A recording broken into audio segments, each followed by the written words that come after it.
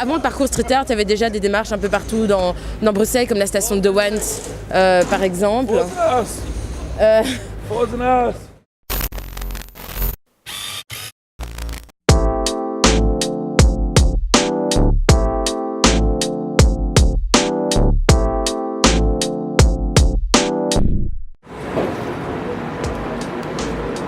Je m'appelle Yolène, j'ai 27 ans, je travaille pour le service culture de la ville de Bruxelles. Je suis chargée de production du parcours street art.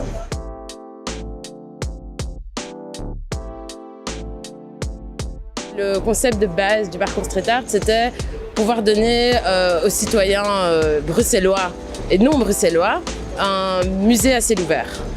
Donc ça, c'était le premier objectif. Et le deuxième objectif, c'était essayer de donner plus de légitimité au street art. Dans toutes ses formes. Le parcours street art regroupe maintenant une 70aine d'œuvres environ qui vont dans tous les budgets. Donc il y a de l'amateur entre parenthèses, il y a des très pros aussi qui viennent, des plus jeunes, des plus vieux, différentes écoles aussi. On a beaucoup d'illustrateurs ces derniers temps, c'est vrai, mais on a aussi des vieux de la vieille, comme on dit. Alors, Nine Vision, c'est un appel à projet qui a été fait un peu rapidement parce qu'on a vu une opportunité quand on a vu cette magnifique palissade qui entoure le futur centre administratif de la ville de Bruxelles pour y mettre des artistes. Donc on a lancé un superbe appel à projet qui a eu énormément de succès. On a eu pas mal de gens, donc je crois que c'est plus de 80, presque 100 dossiers. Et on voulait trouver des artistes qui aient chacun une vision bien particulière de Bruxelles. Donc c'était une volonté de notre part, mais par contre, il existait déjà un intérêt envers la ville de Bruxelles, même la région bruxelloise, envers le street art, parce qu'il y a déjà plusieurs grandes stations de tram qui ont été refaites entièrement par des collectifs. Une partie du canal a été refaite, des gares aussi ont été refaites. Donc il y avait déjà un intérêt de base. Maintenant, le concept ici, c'était essayer de valoriser cette forme d'art et puis surtout montrer sa diversité en fait. C'est ça qui est vraiment très intéressant, c'est qu'on ne se retrouve pas avec forcément des écritures ou des trucs comme ça, mais plutôt avec des œuvres d'art qui ont leur place autant en galerie qu'à l'extérieur. Donc voilà, et je pense que le dernier point aussi important, c'est, ça on en avait déjà parlé quand on s'était rencontrés la semaine passée, c'est la rémunération. Il faut une rémunération juste aussi pour les artistes, c'est pas parce que ce sont des street artistes que ils travaillent gratuitement, c'est un art comme un autre qui est tout aussi légitime que les autres. Donc ça aussi c'était clairement une volonté de la ville de Bruxelles de créer ce projet aussi pour ça, quoi.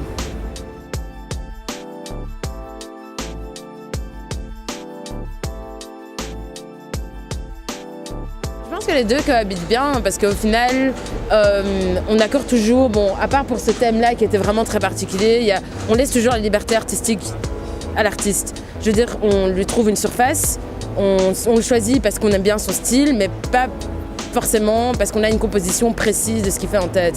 Pour moi, ça se complémente aussi parce que ça permet d'attirer... En fait, c'est juste qu'on va dire que le street art naturel, ça permet d'attirer l'œil. On va dire de la personne lambda qui se balade dans la rue et du coup, comme il va prendre de l'intérêt là-dedans, il pourra aussi prendre de l'intérêt dans notre parcours et on pourra mettre en lumière des artistes qui n'ont pas forcément l'opportunité ou juste le courage d'aller monter sur des bâtiments et faire ça à l'arrache à gauche et à droite. Donc pour moi, c'est deux choses qui vont... Oui, mais voilà, c'est juste qu'il y a quand même un gros risque dans le métier. Je veux dire, des mecs qui se balancent de haut, des bâtiments qui sont aussi hauts que ceux-là, c'est super dangereux. Il n'y a rien à dire. L'avantage avec le parcours street art, c'est que nous, on donne une nacelle, un harnais et t'es protégé en cas de danger. Et en plus, tu peux fournir une plus jolie œuvre que si tu l'avais fait entre 2h et 4h du matin, une vieille nuit en hiver, quoi. Donc, mais pour moi, les deux vont très bien ensemble. Je trouve que ça ne se contredit pas.